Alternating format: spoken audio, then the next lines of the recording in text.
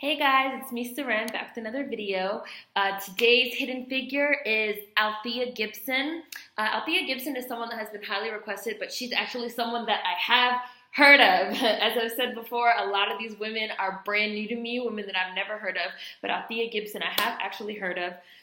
Excuse me, she was an American tennis player and professional golfer, and she was also the first Black athlete to cross the color line of international tennis. So she was a huge trailblazer that led to, some of our biggest athletes today, especially who immediately comes to mind.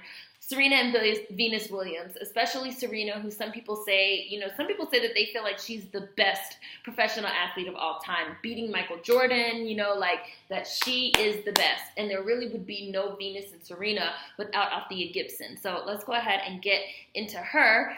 She was born August 25th, 1927, and died September 28th, 2003. So fairly recently. A lot of these women lived really long lives, which I just love to think about for some reason. I don't know. In 1956, she became the first person of color to win a Grand Slam title, the French Open, and the following year, she won both Wimbledon and the U.S. Nationals, which was a precursor of the U.S. Open, then won both again in 1958 and was voted Female Athlete of the Year by the Associated Press in both years. In all, she won 11 Grand Slam tournaments, including 6 doubles titles, and was inducted into the International Tennis Hall of Fame and the International Women's Sports Hall of Fame. She is one of the greatest players who ever lived, said Robert Ryland, a tennis contemporary and former coach of Venus and Serena Williams. Martina couldn't touch her. I think she'd even beat the Williams sisters. In the early 1960s, she also became the first Black player to compete on the women's professional golf tour. Althea Gibson was born in South Carolina on August 25th, 1927, and at an early age, she developed a love of sport. Her great talent was in tennis, but in the 1940s and 50s, most tournaments were closed to African Americans. Gibson kept playing and winning until her skills could no longer be denied, and in 1951, she became the first African American to play at Wimbledon. She won the women's singles and doubles at Wimbledon in 1957 and won the U.S. Open in 1958.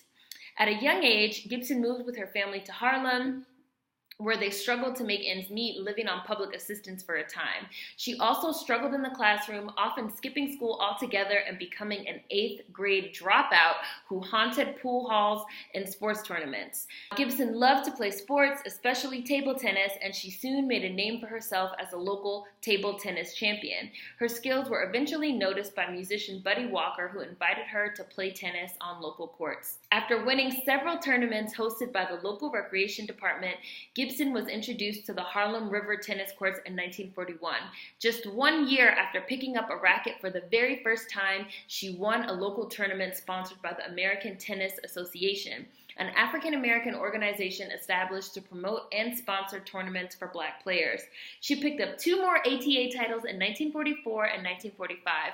Then, after losing 1 title in 1946, Gibson won 10 straight championships from 1947 to 1946.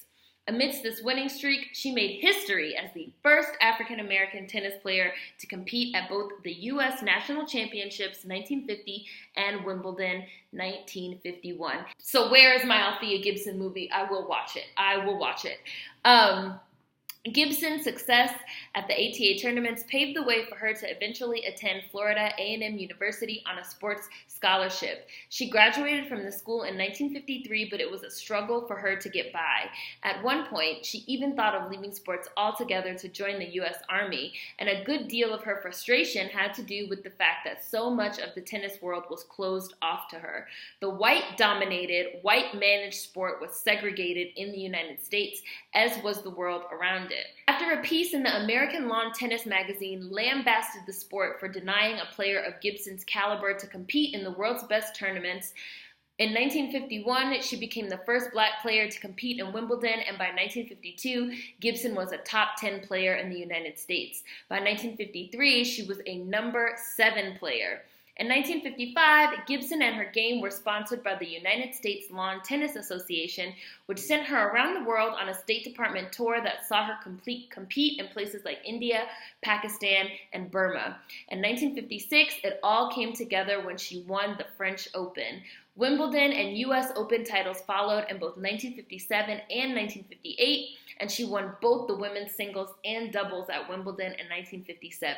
After she turned pro in 1959, she landed the singles title in 1960 and for a short time turned to golf, making history again as the first Black woman ever to compete on the pro tour. Following her retirement in 1971, Gibson was inducted into the International Tennis Hall of Fame. She stayed connected to sports, however, and beginning in 1975, she served 10 years as a commissioner of athletics for New Jersey State. She was also a member of the Governor's Council on Physical Fitness. So I'm going to read you guys a quote.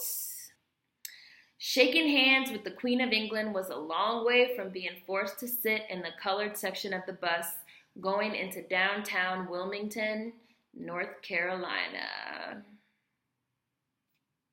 Althea Gibson, first Black athlete to cross the color line of professional tennis, as well as the first Black woman to compete in professional golf. A hidden figure.